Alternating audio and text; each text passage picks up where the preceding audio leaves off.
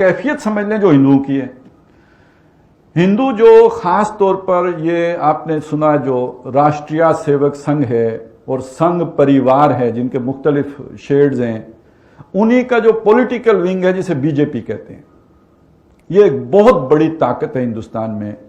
और ये ताकत, इसके जो डांडे हैं, ये उस ताकत के साथ मिलते हैं जो औरंगजेब आलमगीर के साथ बरसरे पैकार है, मरहटा ताकत। ये जो मराठे हैं इनका भी कोई अपना एक यानी बड़े लड़ाका कौम है, बड़ा पोटेंशियल है और बड़ी ताकत, और इन्होंने मतलब इनके अंदर एक मज़ाहमत की ताकत है। औरंगजेब जैसे बादशाह को मुसलसल जिच करके रखा, उसे मेरा ख्याल है दिल्ली रहना नसीब नहीं हुआ। ये हर वक्त कहीं ना कहीं से इनकी छेड़कारियां जारी रही। इनकी सोच ये कि ये जो हिंदुस्तान है, धरती माता, आपने सुना होगा ये जय हिंद या धरती, वो जय हिंद उसी से निकला कि ये मां की तरह है, ये धरती माता।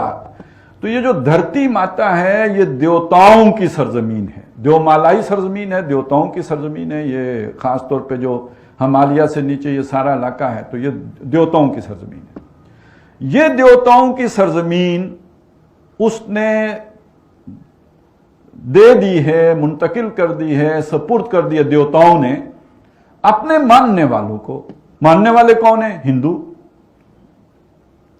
अब जो उनको मानता नहीं और यहां रहता है वो दर हकीकत पलीद है, नापाक है और उसको यहां रहने का कोई हक नहीं। ये इनकी सोच है।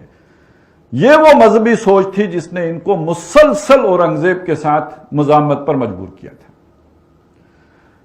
फिर औरंगजेब ने अपने तौर पर इनका काफी नाटका बंद किया, इनकी ताकत जो है वो खत्म की, तोड़ी, लेकिन बिल्कुल खत्म नहीं कर सका। दबाने में कामयाब रहा। औरंगजेब के बाद जब मुगलिया सल्तनत कमजोर हुई है, ये ताकत फिर उभरी है। और ये नबी सल्लल्लाहु अलैहि वसल्लम के दीन का ये वाला जो मामला, खास तौर पे उसका ये जस्टिस और अदल वाला मामला, हिंदुस्तान में जिस शख्सियत ने सबसे भरपूर तौर पर सबसे पहले समझा है वो शाह वलीउल्लाह रहमतुल्लाह हैं। और शाह वलीउल्लाह वो शख्सियत हैं जिन्होंने मरहटा ताकत के इस उभार को भी देखा और उन्हें यह भी नजर आया कि हमारी मरकजी हुकूमत यानी मुगलिया हुकूमत इसको रोक नहीं सकेगी, मुकाबला नहीं कर सकेगी। तो उन्होंने अहमद शाह अब्दाली को खत लिखा और हिंदी मुसलमानों की मदद के लिए उनको आमादा किया। ये जो अहमद शाह अब्दाली ने हमला किया था, इसके पीछे जो जहन है, जो मास्टर माइंड है, जो जिनकी सोच कार फरमा है, उसके पीछे वो शाह वलीउल्लाह रहमतुल्लाह है। उन्होंने उन्हें दावत दी और बहरहाल अहमद शाह अब्दाली ने आके इनकी ताकत का जोर तोड़ा है।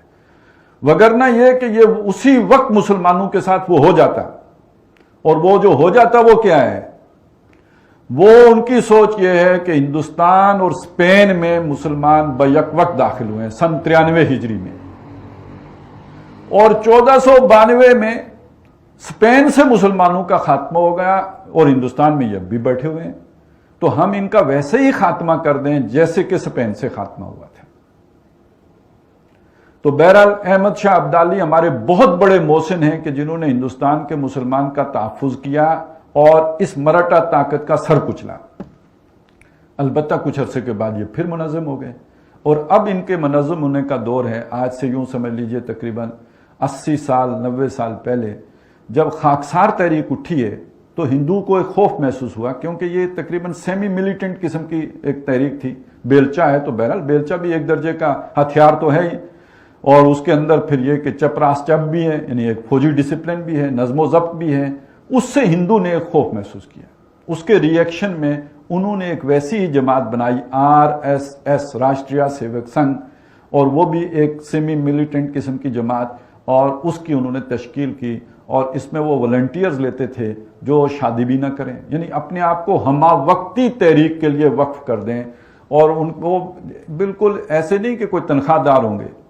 उसका अगर नक्शा हो तो अब हिंदू हैं वो बात कहने को दिल नहीं करता, लेकिन ये कि समझाने के लिए कि वो यानी अपना आप को ऐसे वक्फ कर देते थे जैसे असहाबे सुफा ने अपने आप को वक्फ किया हुआ है, वो शादी तक नहीं करनी।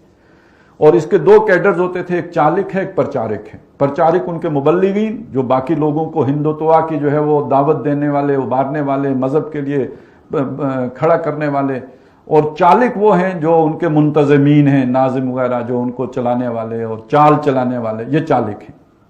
جس کی شادی ہو جائے وہ اس بنیادی کیڈر سے نکل جائے گا. جب انہوں نے پولیٹیکل ونگ بنایا تو وہ پھر اب اس میں چلے جاتے ہیں. ابھی آپ نے مودی صاحب نے شادی کی ہوئی ہے لیکن چھپا کے رکھی ہوئی ہے, بتائی ہوئی نہیں ہے. یہ وہی چکر ہے سارا جو ان کا جو نیوکلس ہے پھر اس میں نہیں رہ سکتے کہ جس نے شادی کر لی ہو. تو یہ ہے در حقیقت وہ مرہٹا طاقت جس نے پھر RSS کی صورت اختیار کر لی. اور اس وقت ان کے جنون کی کیفیت کا اگر آپ نے اندازہ لگانا ہو, پہلے تو ان کی طاقت کا اندازہ لگائیں. طاقت اگر ان کی دیکھنی ہو تو بابری مسجد کی شہادت دیکھیں. کانگریس کی حکومت ہے جو سیکولر ہے, اور اس حکومت میں وہ اپنے لاکھوں والنٹیئرز کو لے کے نکلتے ہیں.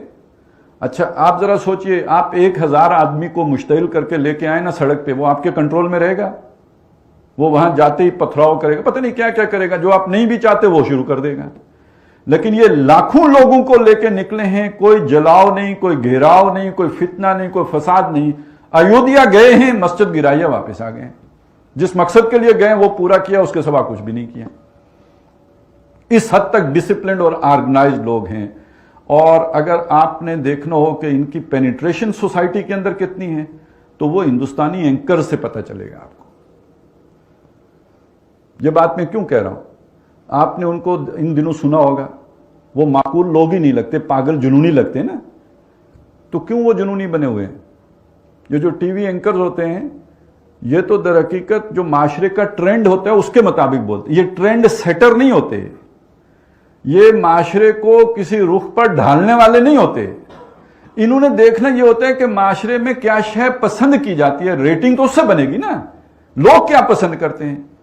تو اگر وہ آپ کو جنونی صورت میں پاگل پن کے دورے پڑے ہوئے نظر آتے ہیں ان کے اینکر, تو در حقیقت معاشرے کی ڈیمانڈ یہ ہے, معاشرہ پاگل ہو چکا ہوا ہے. کس نے کیا ہے؟ اس راشٹریہ سیوک سنگھ نے کیا ہے.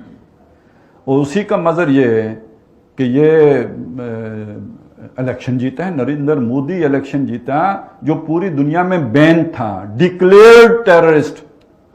اس لیے کہ گجرات میں جو کچھ اس نے مسلمانوں کے ساتھ کیا, امریکہ میں تو اس کا داخلہ منع تھا.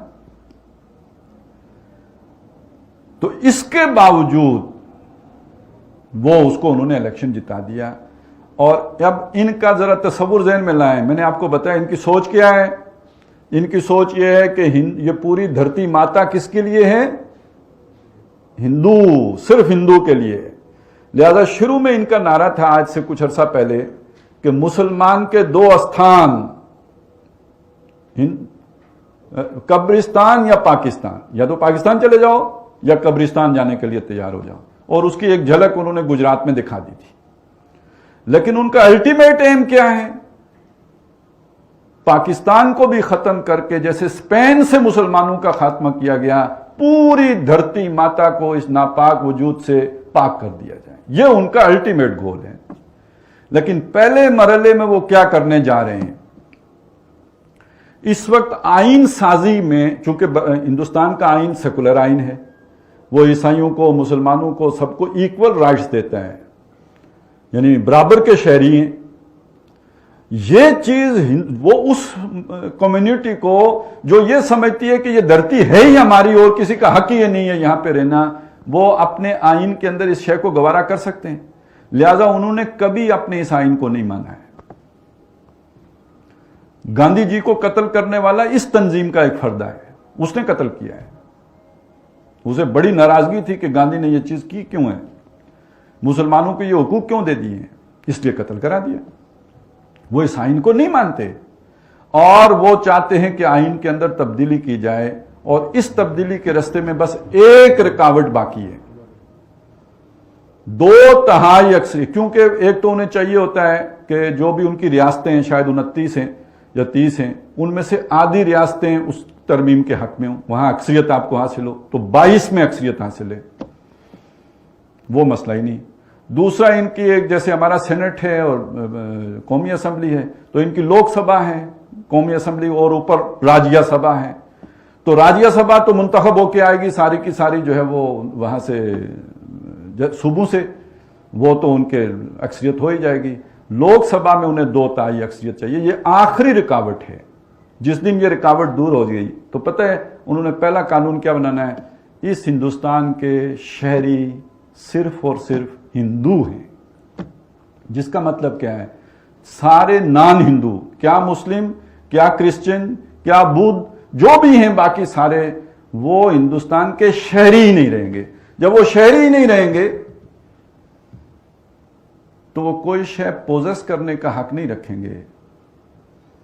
آپ زمین کے مالک کسی ملک میں کب بن سکتے ہیں؟ جب آپ اس ملک کے شہری ہوں۔ آپ کا رائٹ ٹو لیو، زندہ رہنے کا حق، تب تک ہے معتبر جب آپ اس ملک کے شہری ہوں۔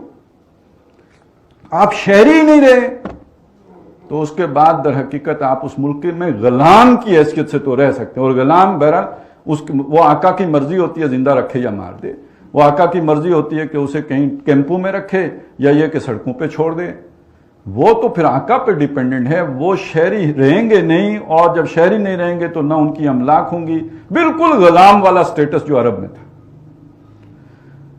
اور یہ آپ کو لگے گا کہ بڑی خیالی سی بات ہے، لیکن ذرا آپ برما کا تو سفر کر کے دیکھیں، وہاں مسلمانوں کے ساتھ یہ ہو چکا ہے، ان کے شہری حقوق ساقط کیے جا چکے ہیں، اور وہ خبریں آپ پڑھ چکے ہیں جو کچھ برما میں ہوا، اور اس کے پیچھے یہی ذہنیت ہے۔ اور یہاں آ کے اب جو جوڑ جوڑتا ہے